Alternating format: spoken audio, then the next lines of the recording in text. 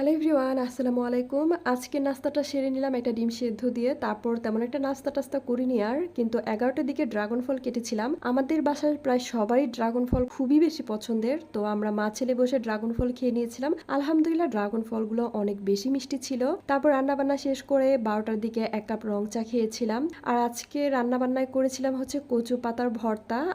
আর এই কচু পাতার ভর্তাটা আমাদের বাসার সবাই অনেক বেশি পছন্দ করে। আর আমি তো খুবই পছন্দ করি। সেই সাথে একটু লেবুও ছিল। তার সাথে ছিল ডাঁটা তরকারি। আর ডাঁটাটা চিংড়ি মাছ দিয়ে রান্না করেছিলাম, সাথে কাঁঠালের বিচি আর চিচিঙ্গাও দিয়েছিলাম। ডাঁটা তরকারিটা মাসাল্লাহ অনেক বেশি মজা হয়েছিল। আর বেশ অনেক দিন পর ডাঁটা তরকারি রান্না করেছি। আর সেই সাথে কচু রান্না করেছিলাম ছোট মাছ দিয়ে, মলা মাছ ছিল এটা। পায়েস রান্না করেছিলাম আর সন্ধ্যাবেলা বসে সেই পায়েসই খেয়ে নিলাম। আমার কাছে যে কোনো সেমাইয়ের চেয়ে পায়েসটাই বেশি পছন্দ। তারপর ১ কাপ রং চা। এই তো আলহামদুলিল্লাহ এই ছিল আজকের দিনটা। আজকের মতো এখানেই বিদায় নিচ্ছি। আল্লাহ হাফেজ।